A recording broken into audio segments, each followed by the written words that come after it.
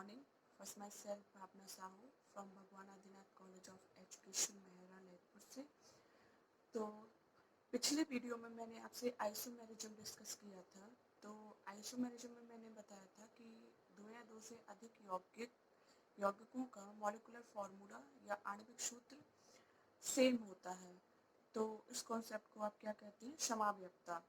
तो समावयवता का छोटा सा मैंने कॉन्सेप्ट, उसकी मतलब जो डेफिनेशन थी वो मैंने आपको बताई थी। और कितने तरीके का होता है, कितने टाइप्स के होते हैं आइसोमेरिज्म, तो वो दो तरह के होते हैं या दो प्रकार के होते हैं या दो टाइप्स के होते हैं। तो पहला मैंने स्ट्रक्चरल बताया था आपको, सेकंड आपको स्टीरियो आइसोमेरिज्म बताया था। तो स्ट्रक्चर के अंदर मैंने आपको 6 टाइप्स बताए थे उसके, कि आपको सबसे फर्स्ट वन मैंने बताया था चेन आइसोमेरिज्म, सेकंड समावयवता, सेकंड आपको पोजीशन आइसोमेरिज्म, थर्ड फंक्शनल या फंक्शनल ग्रुप आइसोमेरिज्म, फोर्थ है आपकी फोर्थ मैंने अभी बताई नहीं है, फोर्थ फिफ्थ और सिक्स्थ मुझे बताना है। तो फोर्थ आइसोमेरिज्म जो आती है स्टूडेंट, वो आती है आपकी मेटामेरिज्म। तो मेटामेरिज्म के बारे में आप सुन लीजिए। मेटामेरिज्म जो होती है वो ऐसे कंपाउंड शो करते हैं, मतलब जिसमें फंक्शनल ग्रुप सेम होता है। फंक्शनल ग्रुप तो सेम होता है, जैसे जस्ट लाइक ईथर। जैसे आपने एग्जांपल ले लिया CH3O C2H5, तो मतलब इसमें फंक्शनल ग्रुप तो एक ही है। और एक तरीके से आपने ले लिया CH3O CH3, तो ये दोनों कंपाउंड्स कैसे हैं स्टूडेंट्स? दोनों मतलब वो मैं एग्जाम्पल लेके आपको बाद में बताऊंगी, लेकिन दोनों की क्लियरिटी समझिए। दोनों एग्जाम्पल मतलब दोनों में ईथर प्रेजेंट है, दोनों ईथर ईथर ही है। तो दोनों में फंक्शनल ग्रुप तो सेम है ऑक्सीजन, लेकिन इनसे जो एल्काइल ग्रुप जुड़े हुए हैं वो कैसे हैं स्टूडेंट? आपके अलग अलग। दोनों में, एक में क्या है, मैंने दोनों मिथाइल लगा दिए हैं। एक में CH3 मतलब मिथाइल लगा दिया है एक साइड ऑक्सीजन की, और एक साइड लगा दिया है इथाइल C2H5। तो इस तरीके से आपको समझना है कि मेटामेरिज्म का मतलब होता है ऐसे फंक्शनल ग्रुप जिनसे विभिन्न मतलब अलग अलग एल्काइल समूह जुड़े होते हैं, बस इसी को मेटामेरिज्म कहते हैं। तो इसके दो एग्जाम्पल आप सुन लीजिए, या पहला एग्जाम्पल या कोई भी आप जो याद रखना चाहें वो रख सकते हैं। कीटोन का भी होता है। पहला एग्जाम्पल सिंपल ईथर का है। तो ईथर का है C4H10O। मतलब C4H10 का मतलब है स्टूडेंट कि इसमें देख लीजिए आप, C4H10 कहाँ है आपका? C4H10 ये है मिथाइल प्रोपाइल ईथर C4H10O। तो ये इसमें क्या है स्टूडेंट? इसमें ऑक्सीजन फंक्शनल ग्रुप है, लेकिन इनसे कौन कौन से एल्काइल समूह जुड़े हुए हैं? एक में मिथाइल जुड़ा हुआ है, एक में C3H7 जुड़ा हुआ है। सेकंड में देखो आप यहाँ पे C2H5O C2H5। तो इसमें क्या है? ईथर, इसमें भी ईथर, बट एल्काइल ग्रुप इसमें कैसे हैं?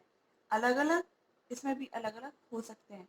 तो स्टूडेंट पहली बात ये सुन लीजिए कि मतलब इसमें इन कंपाउंड्स में क्या होता है कि जो मॉलिक्यूलर फॉर्मूला इन दोनों का सेम है, बट जो फंक्शनल ग्रुप ऑक्सीजन या ईथर आपका प्रेजेंट है उससे अलग अलग एल्काइल समूह जुड़े होना, इसी को मेटामर्स या मेटामेरिज्म कहते हैं।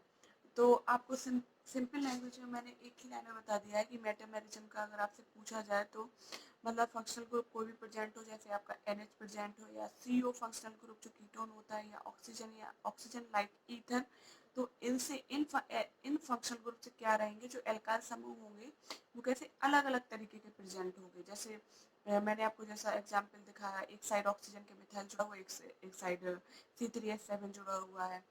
तो इसी तरीके से आपको देखना है। आइसोप्रोपाइल ग्रुप भी जुड़े हो सकते हैं। तो नेक्स्ट एग्जांपल आप NH वाला भी देख लीजिए, मतलब एमीन वाला। एमीन में आपको याद ये रखना है कि प्राइमरी और टर्शरी एमीन को छोड़ के जो सेकेंडरी एमीन होती है, प्राइमरी होती है जिसमें आपके 2 हाइड्रोजन प्रेजेंट होते हैं नाइट्रोजन पर, सेकेंडरी होती है आपकी जिसमें 1 हाइड्रोजन प्रेजेंट होता है नाइट्रोजन के पास, और टर्शरी एमीन जो होती है उसकी कोई भी नाइट्रोजन प्रेजेंट नहीं होता है उसके पास। तो तो आपकी प्राइमरी मतलब प्राथमिक एमीन और टर्शरी आपकी तृतीयक एमीन को छोड़ के आपकी जो सेकेंडरी मतलब द्वितीयक एमीन जो होती है वो आपकी मेटामेरिज्म शो करती है। तो मैंने यहाँ आपको दिखाया है मॉलिक्यूलर फॉर्मूला C4H11N। तो इसके जो एग्जाम्पल है, एक है आपका CH3NH, CH2CH2CH3, मतलब मिथाइल एन प्रोपाइल एमीन, मतलब methyl normal propyl amine. Normal n क्यों स्मॉल लिखते हैं? क्योंकि नॉर्मल चेन में प्रेजेंट होता है। तो इस तरीके से अब NH, अगर इसमें आपने देखा कि इसका फंक्शनल ग्रुप NH है, और NH के आपको लेफ्ट और राइट में एल्काइल समूह कैसे हैं? डिफरेंट है। तो इसी तरीके से आपको देखना है। सेकंड है आपका मिथाइल आइसोप्रोपाइल एमीन। तो ये आपका आइसोप्रोपाइल ग्रुप होता है CH, जिसपे 2 CH3 ग्रुप जुड़े होते हैं, और ये आपका फंक्शनल ग्रुप NH, इसमें सेकेंडरी एमीन प्रेजेंट है। तो ये दोनों एग्जाम्पल किसके हैं? आपके मेटामेरिज्म के, जिसमें फंक्शनल ग्रुप तो सेम होता है, लेकिन उससे जो जुड़ने वाली एल्किल एल्किल चेन होती है साइड, मतलब लेफ्ट और राइट में, जैसे एक साइड मिथाइल या कोई भी आइसोप्रोपाइल, जैसा मैंने दिखाया कि मतलब एल्काइल या मतलब एल्किल ग्रुप डिफरेंट जुड़े होते हैं। बस आपको इतना इजी वे में याद रखना है, इसी को आप मेटामेरिज्म कहते हैं। और इसके बाद जो फिफ्थ आपका है आपका टोटोमेरिज्म।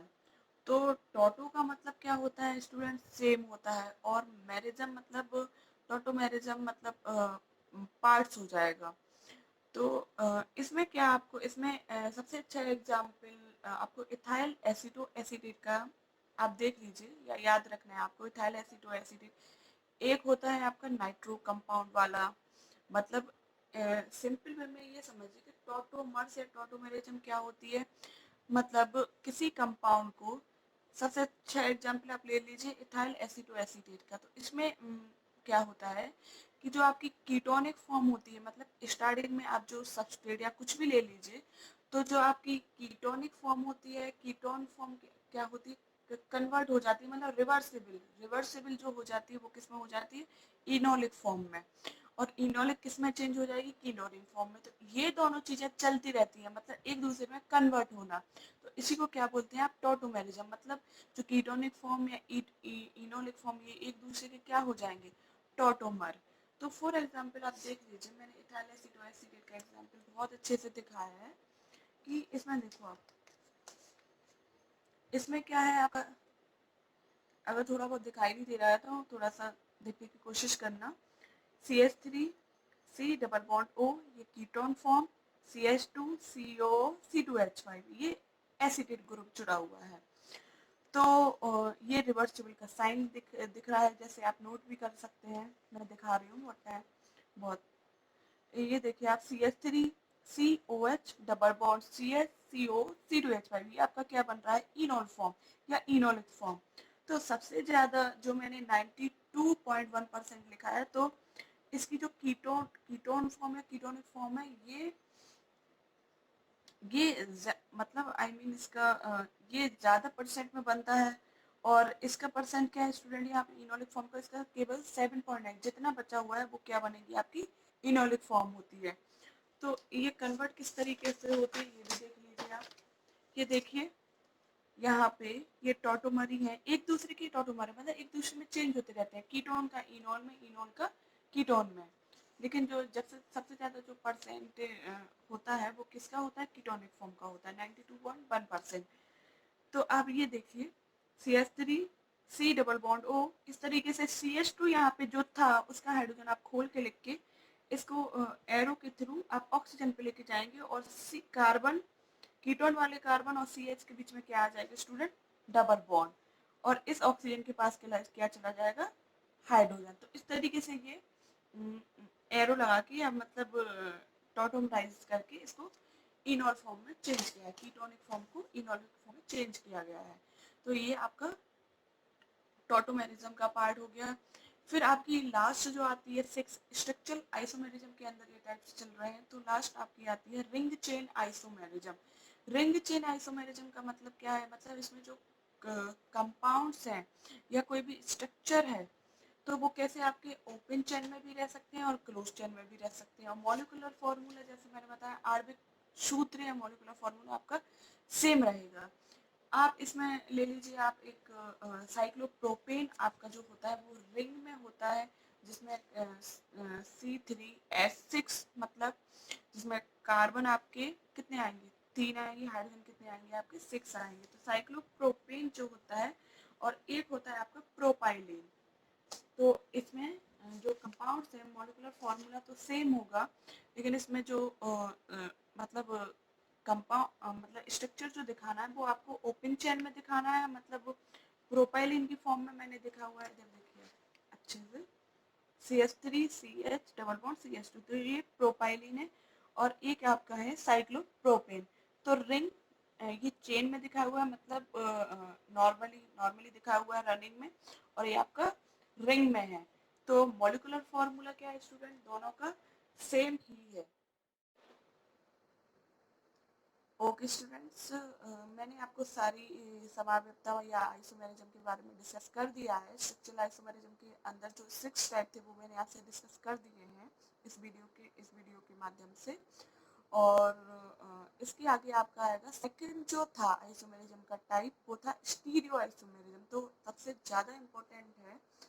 और मैं आपको एक चीज़ कहना चाहती हूँ कि जो जूम ऐप पे जो क्लासेस ऑनलाइन चल रही हैं, तो मैंने पहले भी हर वीडियो में बोलती हूँ कि आप लोग क्लास क्यों नहीं ले रहे हैं, क्योंकि ये जो बीएससी का जितना भी कोर्स है आपका आगे काम में आने वाला है। ऐसा हम लोग जब अपना टाइम निकाल के आपको क्लास लेने के लिए टाइम निकाल सकते हैं, तो आप लोगों के पास सबके पास एंड्रॉयड फ़ोन होते हैं, सब कुछ है, सब कुछ फैसिलिटी है। आपको कॉलेज जाने की ज़रूरत नहीं है, घर पे बैठे बैठे ही सब कुछ हो रहा है। और ऐसा नहीं है कि आपके एग्ज़ाम नहीं होने हैं, एग्ज़ाम आपके कभी भी हो सकते हैं। तो बॉयज़ गर्ल्स तो मतलब 5 to 6 के अराउंड मैंने मतलब उनका अटेंडेंस चलता रहता है, लेकिन बॉयज़ एक भी क्लास अटेंड नहीं करते हैं। तो फर्स्ट ईयर में बीएससी फर्स्ट ईयर में आके उनका ये हाल है, तो सेकेंड ईयर फाइनल में तो मैं इसलिए नहीं बोलती हूँ कुछ भी, क्योंकि अब सब आप लोग जानते हैं कि आपको क्या करना है क्या नहीं करना है। तो ठीक है, फिर आपने सब जूम ऐप भी डाउनलोड कर रखा है, आप मतलब दिन में 12 घंटे में 10 घंटे या 4-5 घंटे या 2 घंटे तो फ़ोन चलाते ही हैं, ऑनलाइन रहते हैं, तो आप 20 मिनट का टाइम निकाल के क्लास ले लीजिए। इससे आपका ही बेनिफिट है, हम लोगों का बेनिफिट इसमें कुछ भी नहीं है। ठीक है, चलिए ओके, थैंक यू। और जो स्टीरियो आइसोमेरिज्म है वो नेक्स्ट वीडियो में मैं डिस्कस करूँगी। ठीक है, थैंक यू, ओके।